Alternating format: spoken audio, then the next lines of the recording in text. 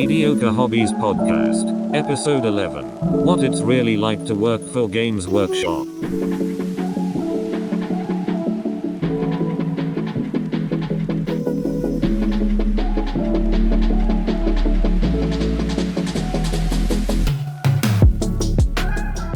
All right, well, let me harass you then about what it's like to work for Games Workshop. So you've not worked for Games Workshop now for how long? A year? A half? 7 months or so. 7 months? Feels like longer, Andy. It does feel like longer, but it's not actually longer. It's weird, Feels isn't like it? a long time. What was your official end date? Yep. It was a time, all right. I don't know. I think it was New Year. Yeah, it was February. February. February 1st was like my last day. Wow. And now we're in middle of October. Yeah. What do you miss the most about it before we go into what it's actually like to work there? I genuinely miss the customers a lot. Because think about it, I was in that same place for 15 years. So it doesn't matter who walked in that door. Yeah, I knew them. I had talked to them a dozen times before, if not 100 times before. And we had banter and it was chats about what they were working on. And there was another person who was genuinely very excited about the hobby. Yep. And my favorite thing about that is I have 100 conversations a day about cool hobby, but that person coming in, this might be the only opportunity they have to have a cool hobby conversation. And they go home to wife and kids who have no interest and don't care, and have no way of engaging. And then, so they really look forward to that. So I really like giving all my time to someone who wants to have a chat. And it was always I feel that, Andy. I feel like that's our relationship. Yeah, for sure. Yeah, your normal depressing day, and then I come into your life and talk to you about hobby.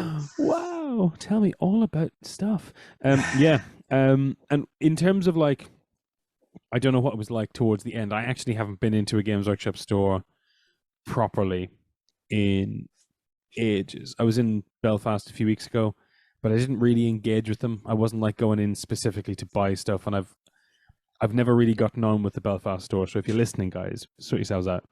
Or Rob, probably not gonna have any of that. Oh, just. I tell you, I've had some really bad experiences in that store, and I don't know if I've always gone in on bad days.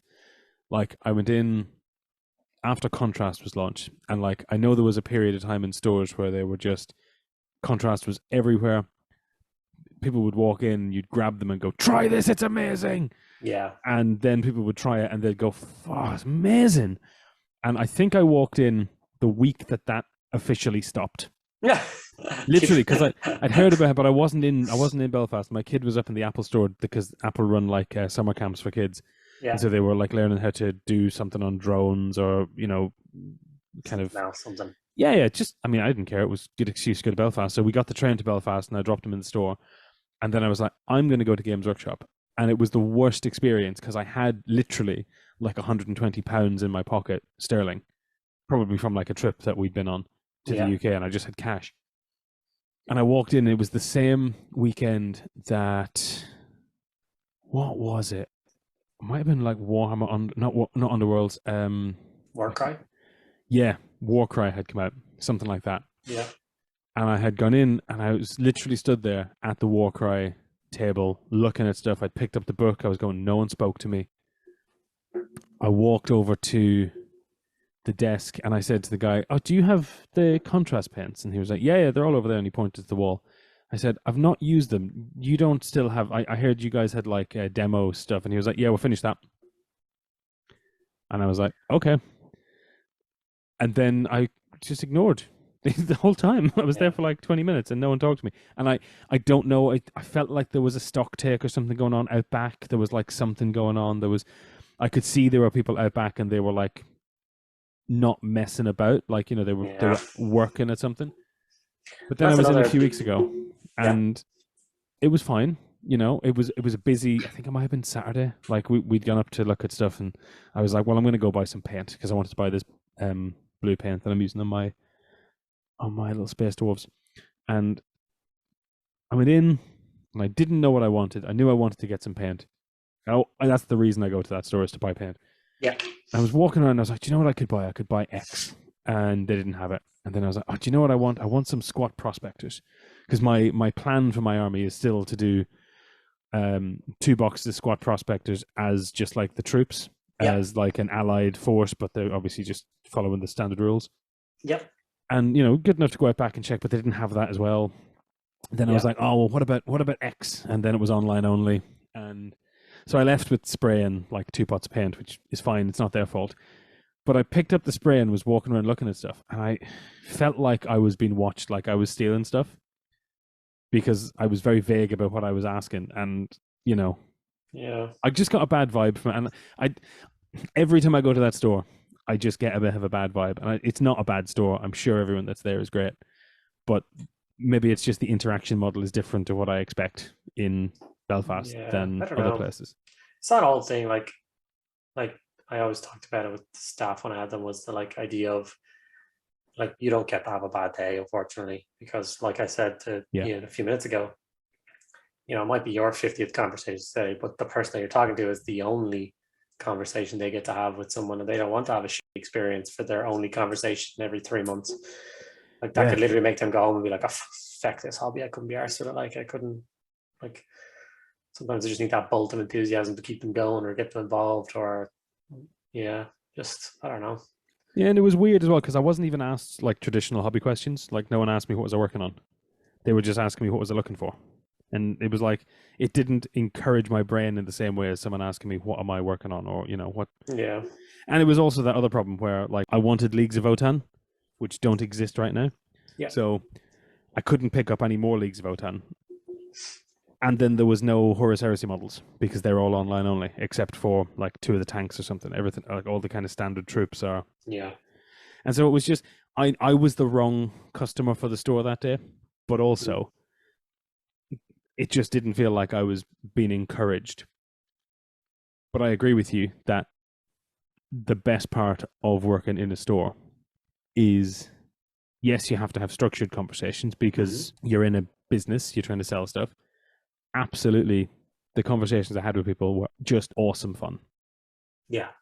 Yeah. It's definitely the thing that, like I said, I miss the most is just talking to those people. It's like I wonder, like before I left there, obviously anyone who was created after that wouldn't know, but anyone who before I left, I always thought to myself, I wonder if there's a hobbyist in this entire country that I haven't met. Yeah. Probably not. Like honestly. Well, up to that point, right? Yeah, like who hasn't come to Dublin at some stage, and who has, like, even if you're just like you're from nowhere, like you're from any county that's like far away or whatever, they tend to come up Christmas time or whatever for a bit of Christmas shopping. And if you're a kid who's into Warhammer and you come to Dublin, like you're gonna pester them to bring you to the big store and have a look at the cool cabinets and all the models on the tables, and like, you know what I mean? So yep, it is. I think I reckon I've spoken to pretty much every hobbyist that exists on this island. It's mad, isn't it, to think that? It is. It's a strange old thought, but I always liked it quite a lot. I guess we probably had different. We started not. I think I started not long after you in terms of your overall career. But what was it like for you starting in Games Workshop? Like, what was it day one from when you applied right the way through to them offering you the job? How did that go? How did it feel? I actually got called, funny enough. I already worked for River.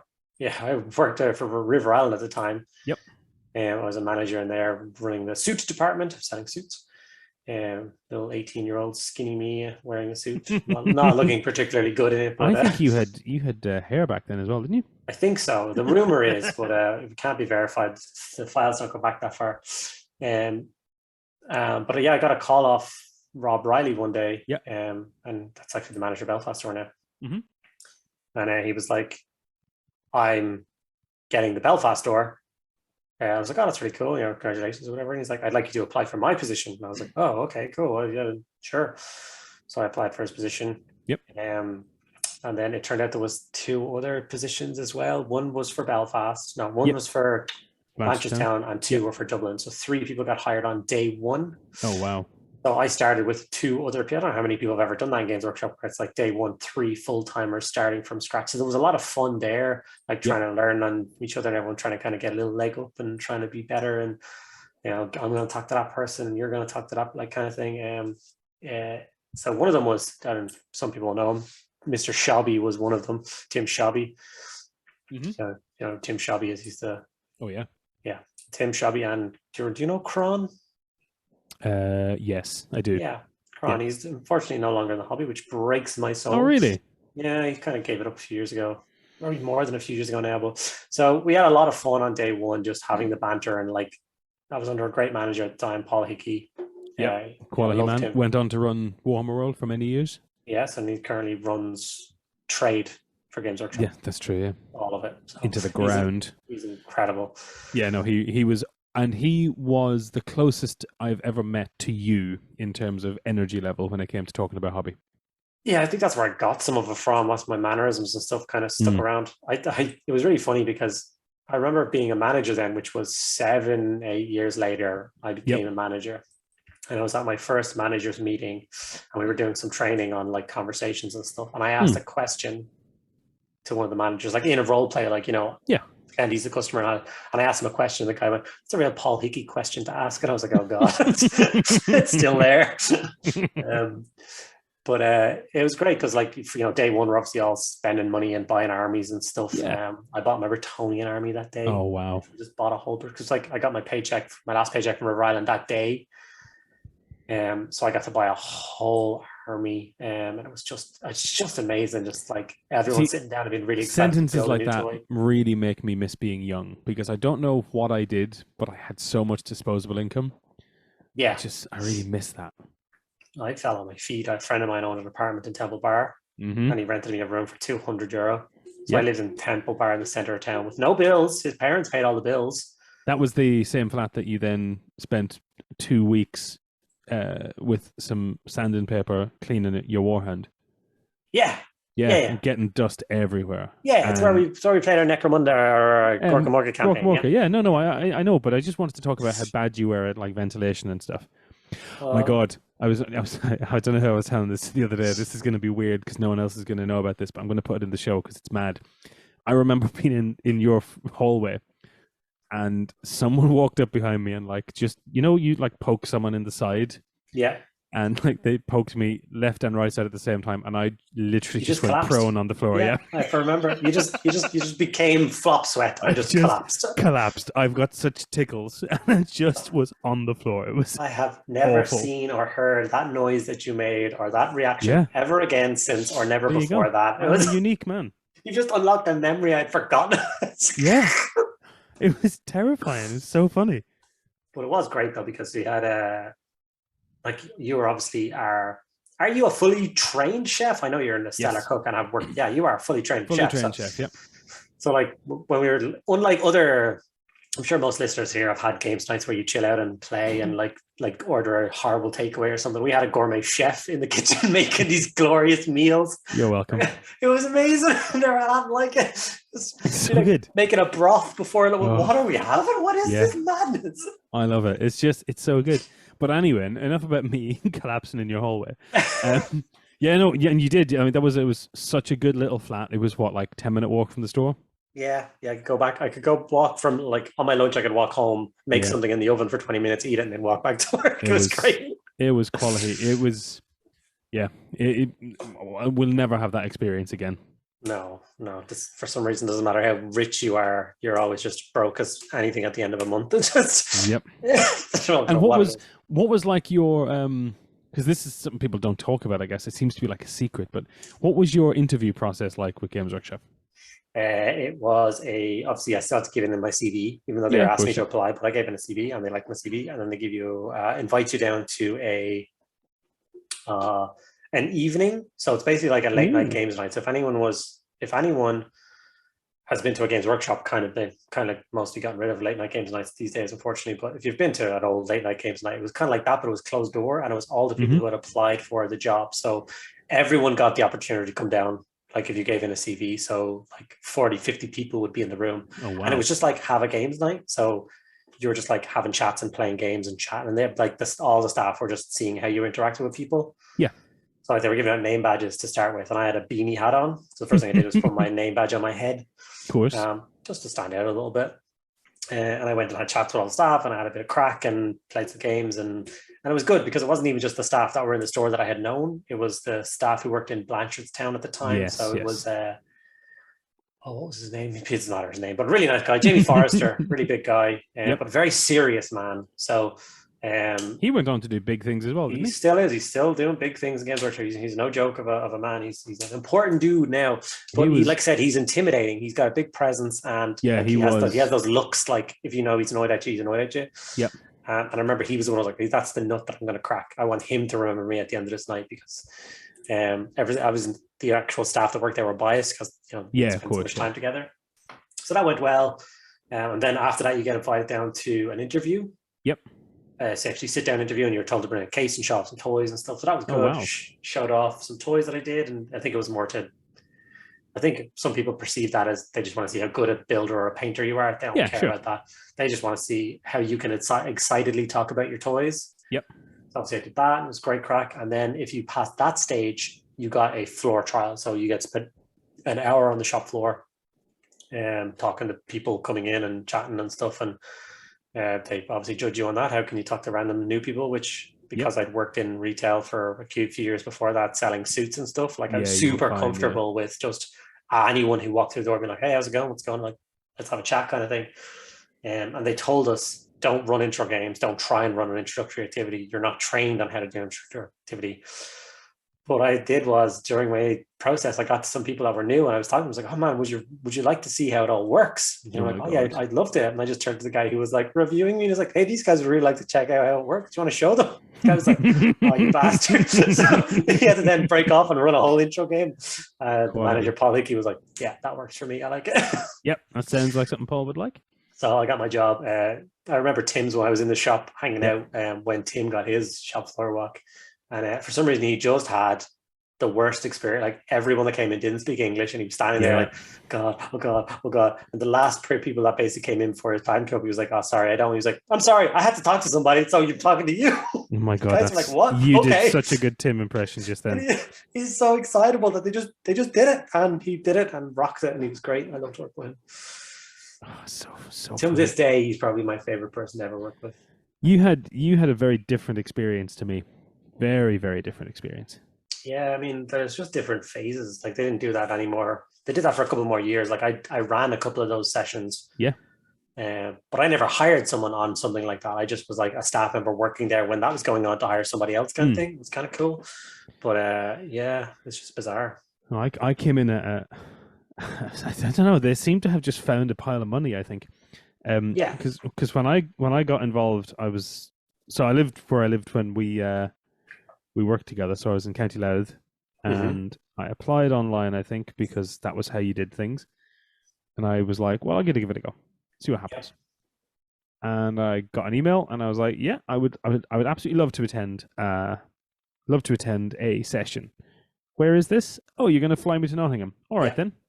And I got flown to Nottingham, and I remember it very clearly. So if you've ever been to East Midlands Airport, there was a man out the front with my name on a plaque. Yeah. And I got into a car, and they drove me in and put me in a hotel in Nottingham, and I went out and I got some dinner that night. And the next day there was like 50 of us in so I suppose the easiest way to describe this to anyone who's never worked for Games Workshop, which is probably 6 of you. Opposite the entrance to Warhammer World, there is a building that has the Imperial Aquila and a Age of Sigmar version of the Aquila. Yep. And in there is a big. It's not actually that big. It's quite small compared to the rest of the rooms in Warhammer World, but it's I think it's the Moot, and it was the room that we did all of my, assessments in. Yeah. And it was like we were given straws and we were told to build a thing. And I remember all that stuff. Yeah. Yeah. And I had an iPad with me, and this was a revelation. No one had ever seen one. Yeah. And because it was brand new, it was literally brand new. I think I picked it up as I was leaving the country, or like a week or two before. And I was just sat there going, well, I'm just gonna sketch out what we're gonna do first before we do this. And I don't know, obviously, we both have very similar personalities in one sense, and we're very good at commanding people. So I just did what I did, and we built a structure, and we had a good time. And then I flew home, and that was weird. And then I was offered a job to just work in the store in Dublin. Like, I wasn't a manager. I was just working in the store in Dublin. And that was the weirdest time, because they took it all out of the power of the managers. Yeah, and I So just it's showed just up this one weird day. day where it's like, I need a staff member. And then 2 weeks later, someone you've never met just walks in your door, like, hi, I'm your new staff member. I'm like, oh, Yeah. sorry, what? Who are you? I showed up one day, and it was awesome. I was terrified. I remember, we were asked to doing training on how to run an intro game, but it was like this was the era where everything was fun, so you couldn't have dice.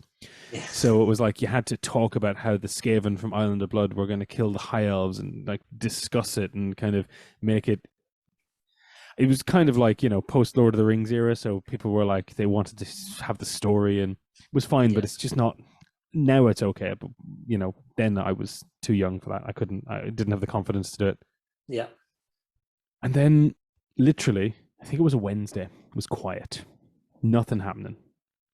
And so I was bored. And so I went to the terminal and I printed out the planogram for the books. I started to sort the books out. Mm-hmm.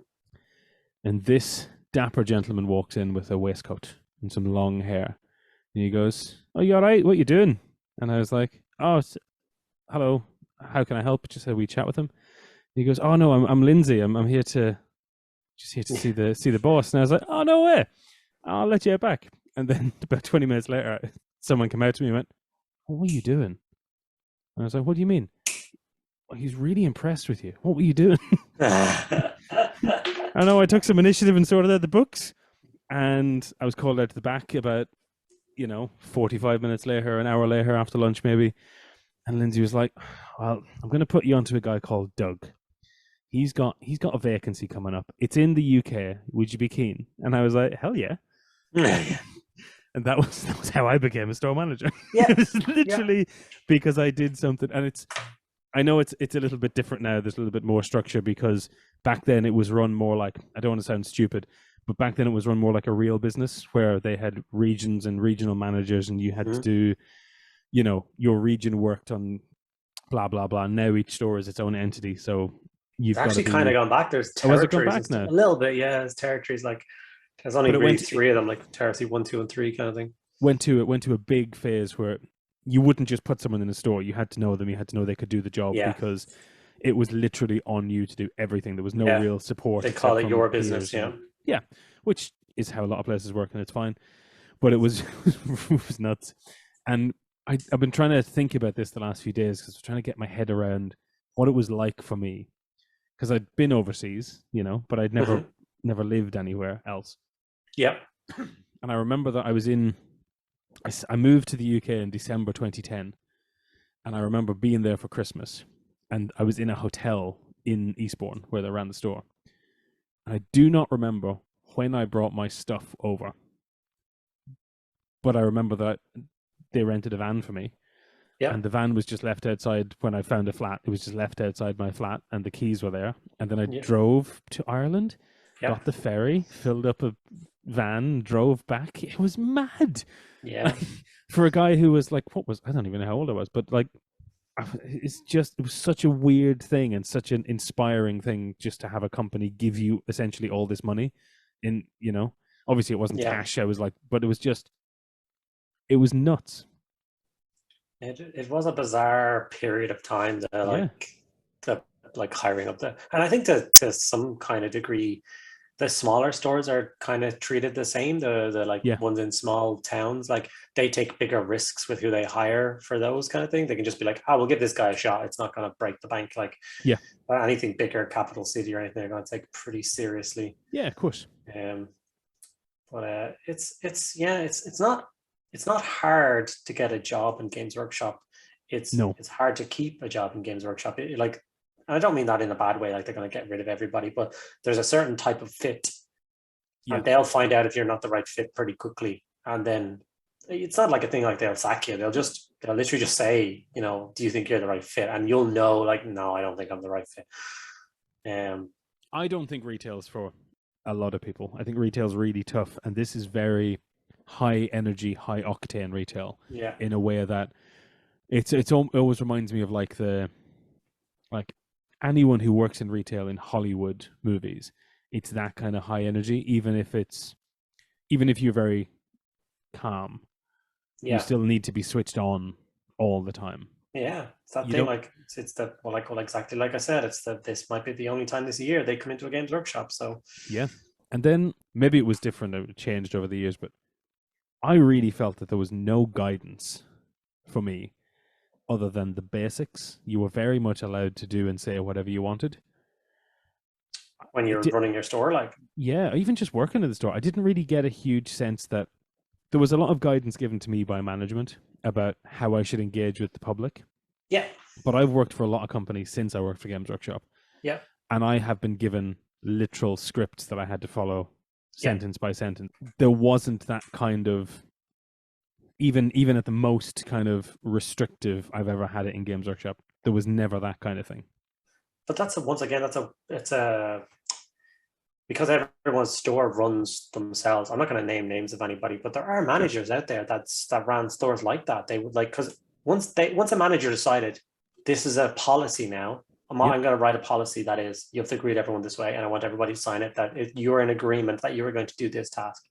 Staff members are like, yeah, sure, it doesn't look like hard, and then as soon as you don't do it, they can just keep pulling you up on it, and then they can get rid of you for it because they told you and they've trained you and they've shown you and you've signed it, and then other people are just more like relaxed. Like I always took a more relaxed, like personal training for staff. Like one of the things I always said to staff is like, for the first month of your training, we're not going to do an awful lot. All I want you to do is get really comfortable talking to strangers.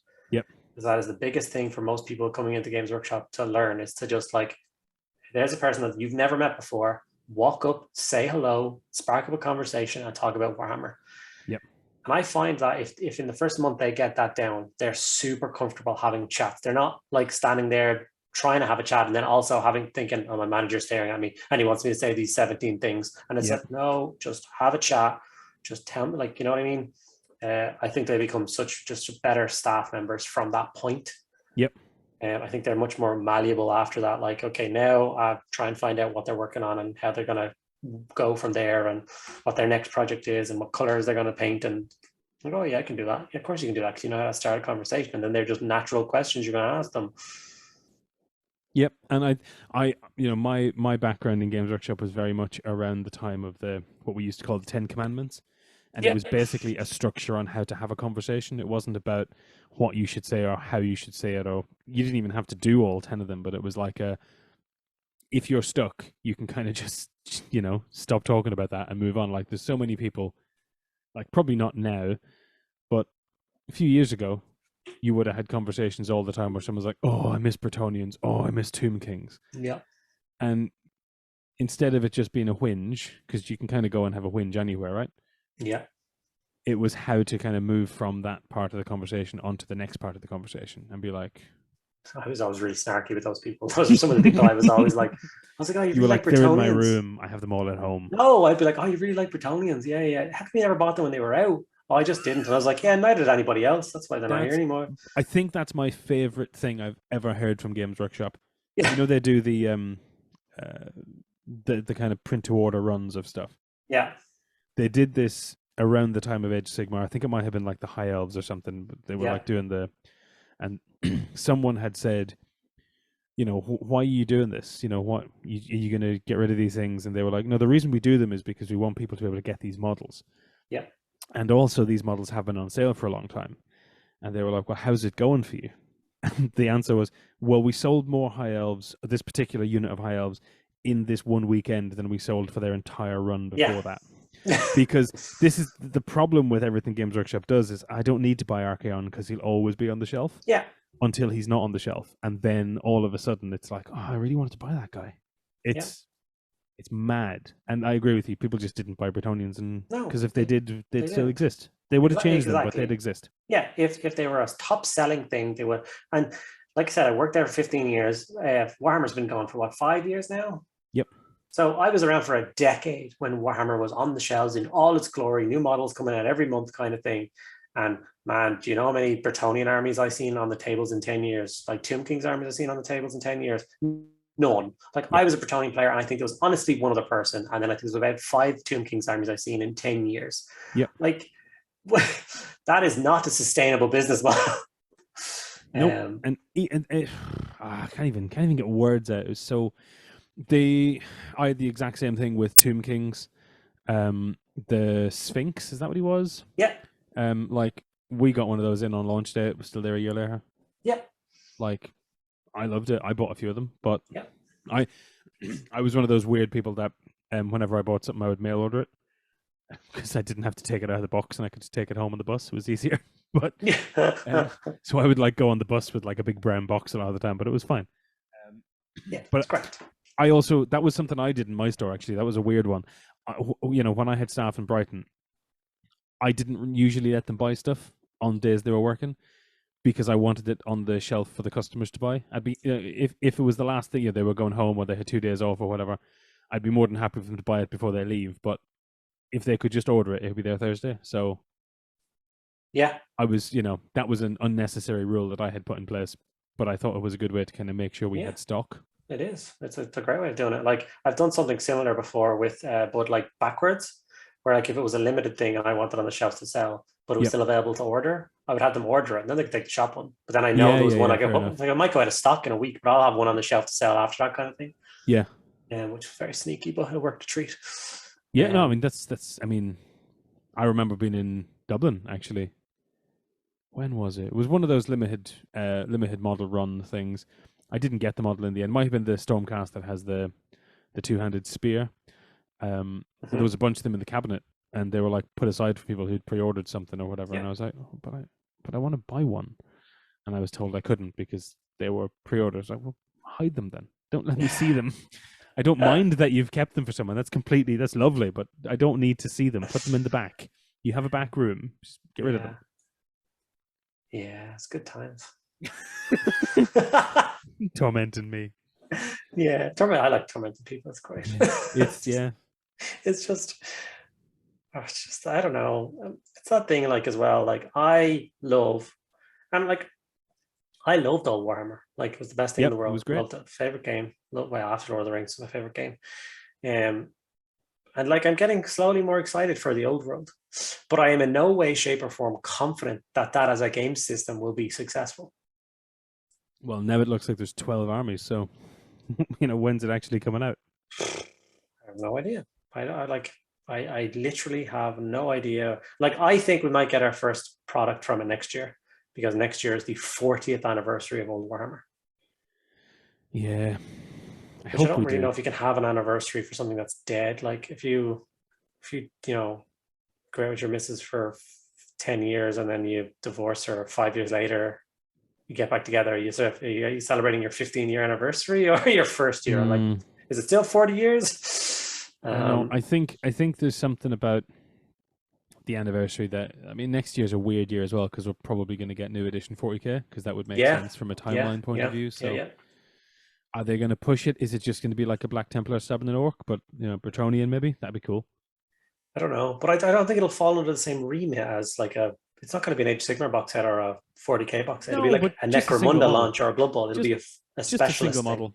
I wouldn't be surprised if it was just a single Bretonnian knight charging, or like the Green Knight or something gets redone for 40 years. Maybe. We'd all buy the Green Knight in 2 seconds. Yes, if it was many of him. There you go. You have a unit. Oh my God. Speaking of which, how stupid is it that I want to use the new Rough Riders for Age of Sigmar for a Realm of Metal kind of approach? Not stupid. Isn't that the best idea you've ever heard? I am still teetering back on a seesaw as to whether I like them or not. Oh, I love them. I don't like the heads, but I would just replace them with Cadians or Deathcore Krieg helmets. I was saying today that like I built a box of Karskins and I've got 16 heads left over. There you go. 10 of them are the helmeted heads, so you can literally put those on, which I think would suit them really well. Yep. I don't know. Like, I think the heads are perfect for what they're like. They've actually done the old regiment, which is great. But I also don't like that look. So, like on first glance, I don't think the model knows what it wants to be. Yeah, it's like 6 different aesthetics all mashed into one. Now that was my first initial thought. And then I looked at that picture where there's like 5 or 6 of them charging. I'm like, okay, I kind of like that now. I love everything about it. I posted it in my friend chat group, and one of my friends commented, where is it? Nice of them to cover up half the horse in a cloak for people who hate painting horses but love painting cloaks. Yeah, I don't like the cloak at all. No, exactly. Why is it on Bretonnian barding on it? Why is it? I love it. I think it's great. I also saw someone randomly comment about, what about these eye masks that the horses are wearing? And it was like, well, because they've got a fragmentation grenade 3 feet from their face. Yeah, what are you talking? That makes perfect sense. Yeah, it's brilliant. I love it. I really do. I think it's... Maybe that's it. Now the cloak makes sense. Maybe it's literally from burns and shrapnel from the freaking grenade that's... it makes sense in my head now. Which is why there's no cloaks on the back. Yeah, that's all I needed. I just needed a rational reason as to why they were half Bretonian. I'm done. Happy. Love it. I think these models are... I'm going to buy several boxes of them because I absolutely love them. I hate the heads. Yeah, I'm not doing the... I'm the same. I'm not doing the heads. I'm not doing the Attila heads. Yeah, and I think they're perfect for what they are, but I'm just not... I really hope they come with an additional head type in the box. But someone said use the Scion beret heads as well. Might be really cool. Yeah. But, yeah, maybe. Not a bad idea, actually. I still like the Karskin idea with the breathers and stuff, because I imagine these guys, I still put them in like World War I trench warfare where they kind of belong. They're on a horse. And oddly, like mustard gas and stuff, so they're like... Yeah, they're not on mechanical horses either, which I think is interesting. Like, even looking at the big picture, there doesn't seem to be like anyone with an augmented leg or anything. No, I guess not. No. So I guess, what happens to their legs? Horses who have dodgy legs, and then you just get a new one. Well, it's the Imperium, they grow you a new one in a vat. But it's stuff like that, and I want them. And this now is scratches an itch for me that I've wanted for a long time. And this is I think the thing that's most interesting about working for Games Workshop is all you do when you're not speaking to people is speak to the people that you work with and get excited about stupid stuff like people sat on horses, and you're concerned why they've got cloaks on half of them, and why you don't like that. And as soon as someone explains something that makes any sense, you're like, I'm buying 12. Yeah. 12 boxes. No. Yes, 12 boxes. Yeah, no, I'm not buying 12. 60 of these guys. 12 boxes, yeah. And it's stupid stuff like that. But I'm now, like, I have put off doing it for years, but I'm going to buy some Gene Steel Occult bike guys, because I can now have mounted Imperial Guard again. Yep. So I can have bike units, I can have horses. The new Lord Commander guy who's supposed to come out on a horse is going to be showing off next week or the week after. Wait, I didn't read that. Was there actually a character one? Yeah, he's the guy on the front cover of the new Guard book that they haven't revealed yet. Wait, this isn't in this article, is it? Is this just something that you've heard? Both. So at the very end of it, there's another reveal from the Codex Astra Militarum, a big one. Make sure to stay tuned next week. My guess is that's probably the tank. It could be the but I mean, he's the guy on the front cover, so it's pretty exciting one way or the other. Yeah. Like I would love because like I've got two or three mounted characters from my Krieg army. Yeah, two. I've got a Marshal and a Commissar. So yeah, more horses, please. Yeah, it's brilliant, and like it was unexpected. Like I knew from the rumor engine that's what that spear was, but I still see what they've done, and I don't dislike them at all. And the more I understand and look at them, I'm like, that makes more and more sense. I love it. Yeah. Like I said, the thing that was struggling for me was the cloth, and now you've explained it. It's literally, I'd imagine, it's like almost like a fire blanket. Yep, it's like exactly. Kevlar, almost like that kind of thing. And it was the eye shield that kind of, when someone said that, I was like, that makes such sense. And then obviously everything else falls into place. It's brilliant. Let's imagine it was like super clever. So like the trigger on his staff, which detonates the fragmentation. Closes the eyes. Could you imagine that? So that they're not blind and they don't like get disorientated or something. And then it's only for like 2 seconds. But that's all you need. Oh, look, they're wearing little horseshoes and everything. I like that. See, people say things like that, and then I'm like, you've never played 40k. Nobody has ever had Rough Riders last 2 rounds of combat. So you don't care about the horse after that impact. Everyone is dead. It's fine. Yes. You literally brought a horse to a gunfight. It's not of course. But this is what I remember the most from working in Games Workshop, is having stupid conversations like this. And then I went and bought 3 Manticores. That's why I also miss that. I miss having that kind of... Now, thankfully, I'm in a situation where I go online with people every day and we chat about hobby and stuff. If I didn't have that, I'd be going at the walls, because I need people to like bounce off ideas and stuff. I imagine that's the worst part of your Twitch streams as well, because you can kind of get engaged in a conversation, but you don't really get feedback because it's text and there's big gaps between it. And I actually don't mind that in the stream, like as long as somebody's engaging back with me, if someone's asking me questions and if they're putting in there, I love that. Like there's nothing worse in my job. I mean, genuinely in my job than if I've been on stream for 10 minutes talking to yourself and nobody's saying anything. I hate that. I feel like they're so disinterested. I'm obviously being stupid. I'm not like they're just being polite, but like they've reminded me a bunch of times, like, you're in a hobby stream, man. They're doing hobby. But I still feel crappy. You know, you're a celebrity now. So that actually some people are just afraid to talk to you because you won't talk back, right? And I know that's so stupid to say it because... Yeah. Well, they're people are used to Twitch. They're so used to people not talking back. And I always make an effort to just talk to everybody, welcome everybody in and answer every question. And I even make the extra effort. Someone asked me today, I was like, why do you read out all the questions? Why do you read out everyone's comments? And I'm like, because other people are doing hobby, so their head is down. Yeah. So there's no point in replying to things and then someone has to look up and be like, wait, what is he replying to? What is that in relation to? So I just keep reading it, which obviously slows down everything I do, but I think it's helpful. But I think that for me, and I think another thing we should touch on just before we finish, and I am going to finish now because we've been talking for ages and I have to walk the dog, and she's really upset with me today because she had a haircut. Oh, no. Yeah, she hates that. Obviously, people don't know, you're on the Games Workshop lucky list, and so you get sent a bunch of stuff in advance of everything. And you don't need to confirm or deny this, but I don't know much about it because I'm not on the list or anything, but I would guess you have stuff now probably till the end of October. It's 2 weeks from when I'm recording. You don't have to say anything because I know you probably shouldn't, but tell people, because there's so many rumors out there about what you can and can't do now that you're on that fancy list. Yeah, I hate those rumors. Like, yeah, they drive me insane because like, even like Midwinter Mini's video. Remember, like he's like, I've cut ties with Games Workshop. I am no longer bound by my NDA literally says we are going to be sending you gifts. They count as gifts. Wow. Oh, tax-free then. Well, yeah, of course. But they literally say there is absolutely no criteria to do anything with these. Yeah. If you choose that you want to make a video on it or if you want to post on your social media, go for it. You do not have to do anything. And for someone who worked in retail, external to Games Workshop, but selling Games Workshop products, I believe the only restriction you have is the same as we did, which was 10 a.m. on the Saturday.